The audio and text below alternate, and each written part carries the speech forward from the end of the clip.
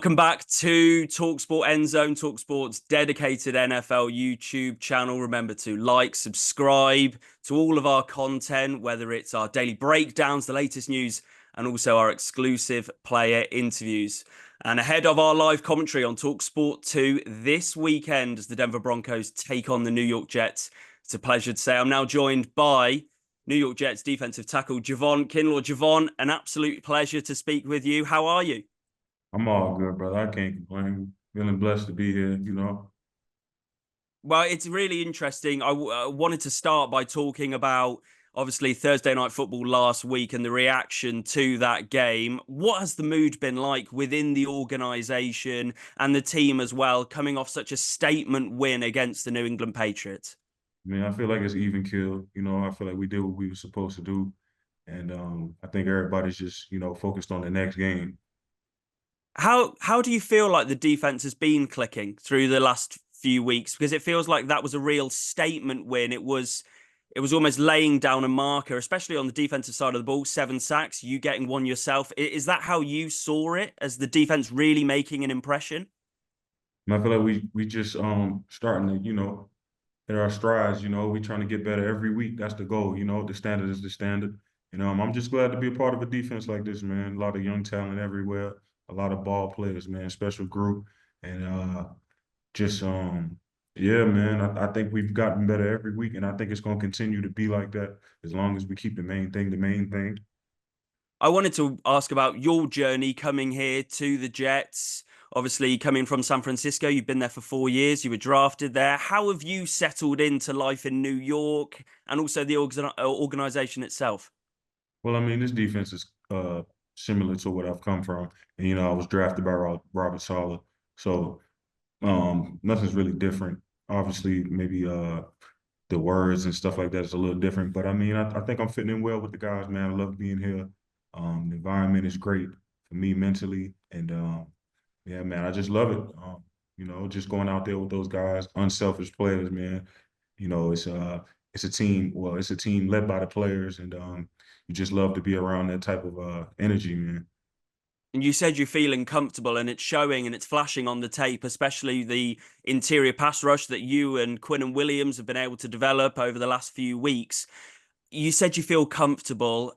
How nice is it to come into an organization? Like you say, Coach Salah, Coach White Cotton as well. How nice has it been to come into this organization? And what have these guys helped you develop, especially coming back and seeing them?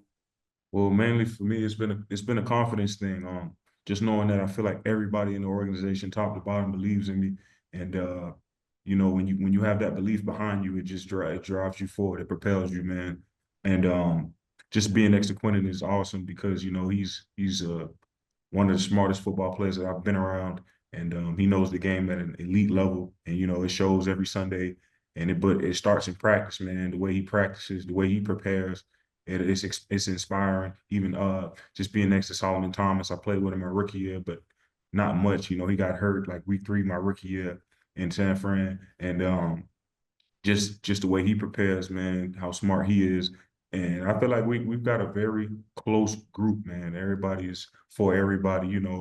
No individual contractors here, man. Everybody wants to see everybody shine, and you love to see that in a group, man. So I just feel like everybody believes in me, and that the rest take care of itself. When you got that belief like that, man, it definitely skyrocketed my confidence in myself.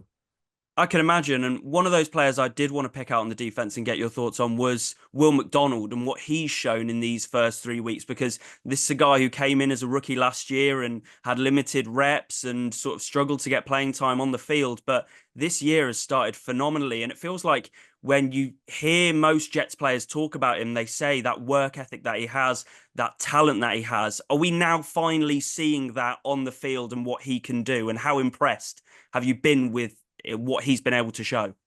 First and foremost, man, it's a hard league to come in and just dominate right away. You see very few guys just come in right away and dominate. And it's always a developmental game. It's always about who's willing to put the work in and who's not. And for him, he's a super explosive guy, man. One of the best athletes I've probably been around, bar none. And he can do some crazy things out there, man. And I'm glad to see his pass rush really coming together for him. And, he's got so many more things that he can do that nobody even knows. And I think each week he's going to get a little better. And the more he adds to his game, the more better, the more dominant he can be.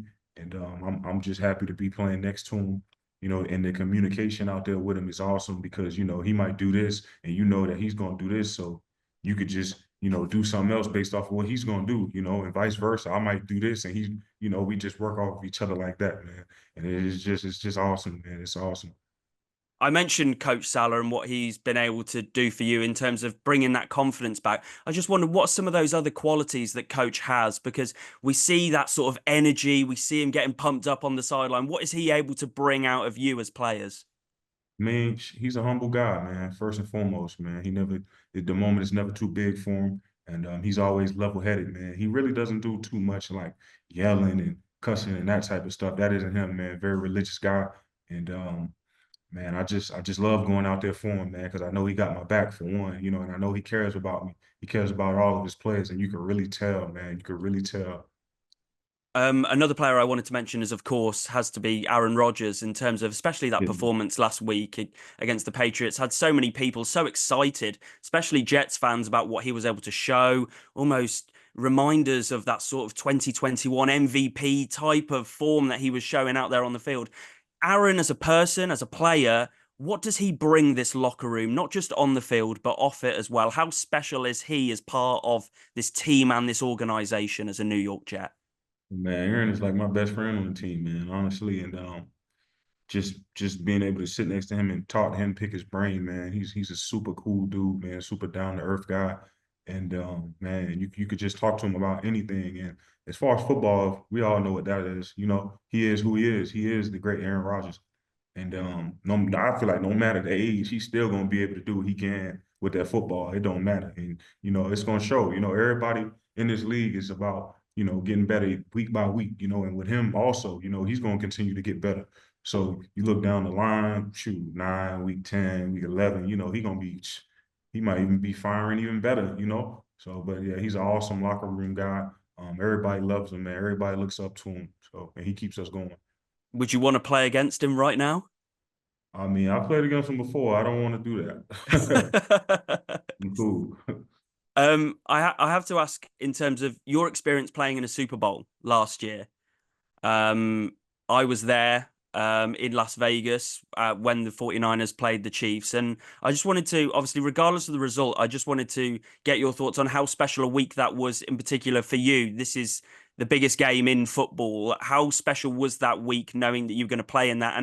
And how much does that drive you on and give you motivation for this season? You've been so close, you've had a taste, but it's what is that sort of that final hurdle? How excited are you for potentially getting there again and going one further? Well, brother, it was kind of bittersweet because I didn't a lot was in the air after that season for me. I didn't know if I was going to be there or not, and I was just soaking it in. Last week being around a group of guys that I've grew fond to be around, and the experience was amazing, man. Even though we lost, after the game, I just sat down and I soaked it all in, because you don't ever know when you're going back. You don't know if you ever will get another chance. It's a hard league. Everybody's good. But yeah, it was a special time, man. Special moment. Something that I've very seldomly been a part of because even my time in SF when they was doing a lot of winning, I was hurt. My last year was probably my healthiest year there. Sucks that it turned out that way, but it is what it is. But you've been able to come into the Jets here and already splash and make plays and really shine in this defense. So I think it's great to have you as part of this organization and as part of the team because you're really turning up and showing your worth. And in terms of then expectations on this Jets team, and I mentioned Super Bowl, and it's so easy to hear outside noise, but how do you deal with it as a player? Is it something you just completely silence, you don't listen, or do you use things as bulletin board material? Where do you stand on it and expectations? I'm blessed to be here, brother. I'm not even supposed to be sitting in front of you. So it's like with all that stuff, it is what it is. As a young guy, it could get to you, but the older you get, it's nothing. You get used to it, and you learn to block it all out, man. But like I said, man, I'm blessed to be sitting here. So man, I could really care less at this point about the outside noise. I'm not searching things up. I don't have Twitter. I can't see stuff like that. So I'm good, man. Me and I got a beautiful family. I have beautiful children. All my family is taken care of. I could care less, brother. Well, final question from me ahead of this weekend against the Denver Broncos. This is a defense, like I said, that is really starting to click and find its rhythm. The same with the Jets' offense as well. So, in terms of going into this game, the Denver Broncos just picking up their first win of the season, and you're going up against a rookie quarterback in Bo Nix. How do you feel you need to cause issues for the Denver Broncos in order to stop them in their tracks and give the New York Jets the best possible chance of winning this game in week 4? You definitely got to stop the run. They have a well-oiled run game. They have a running back that's running the ball super hard. A very agile guy. He make jump cuts. You know what I mean? Can outrun people. He can be physical when he needs to be. And Bo Nix is a great young quarterback, man. He does some crazy things with his legs. He can get the ball where he needs to. And I'm sure they're gonna probably try to scheme us up pretty well, make us run and that type of thing. But as long as we play our brand of football, it don't matter who we going against. Well, we're looking forward to seeing it. We're looking forward to hearing it on talkSPORT 2 this weekend with our live commentary of the Broncos taking on the Jets. Javon, it's been an absolute pleasure speaking with you for talkSPORT Endzone. All the best for this weekend. And with the Jets coming to London, of course, next week, hopefully we can meet up in person as well. It's great to chat with Yes, you. sir. Yes, sir. God bless you, brother.